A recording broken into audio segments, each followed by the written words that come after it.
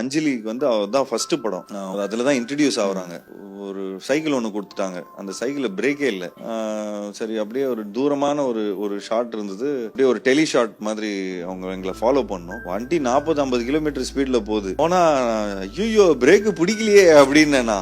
அஞ்சலி எனக்கு முன்னாடி வந்து அவங்க பல்ட்டி அடிச்சு பிறண்டுன்னு போயின்னு இருக்கிறாங்க.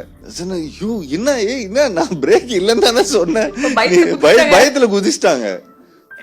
கை காலெல்லாம் ஃபுல்லா தேய்ச்சி ஐயோ ஓகே அப்படிலாம் கேட்டா நோ ஐம் ஃபைன் அப்படின்லாம் சொல்லிட்டு வண்டி அங்கிருந்து ஒரு வண்டி உடனே பின்னாடியே வந்தது. வண்டியெல்லாம் பின்னாடி போட்டா திரும்ப அங்க போறோம், நாங்க செட்டுக்கு போறோம். செட்டுக்கு போனா ஹோல் செட்டே வருது, ஒரு 60-80 பேர் வராங்க செட்டு. ஐயோ என்னாச்சுன்னு கேட்ட உடனே அஞ்சலி அழ ஆரம்பிச்சிருச்சு.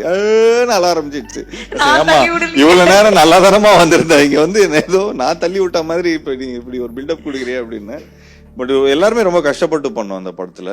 அண்ட் அது இல்லாம சும்மா இல்லாம சார் ப்ரோ இது வந்து அண்ணா இங்க வந்து நீங்க ஒரு ஒரு என்னது ஒரு 3 பீரியட்ஸ்ல வரீங்க, தாடி இல்லாம வரீங்க, தாடி கொஞ்சமோட வரீங்க, தாடி இவ்வளோதோட வரீங்க அப்படின்லாம் சொல்லி ஒரே லொகேஷன்ல 3 மேக்கப்லாம் சேஞ்ச் பண்ணி ரொம்ப கஷ்டப்பட்டோம். அந்த அண்ட் ஜெயிக்கணுங்கிற வெறி, ஆக்டருங்கிற ஒரு இதெல்லாம் நேஷனல் அவார்டு கிடைக்கும், நேஷனல் அவார்டுன்னு சொல்லி தான் உசுப்பேத்தி விட்டாங்க.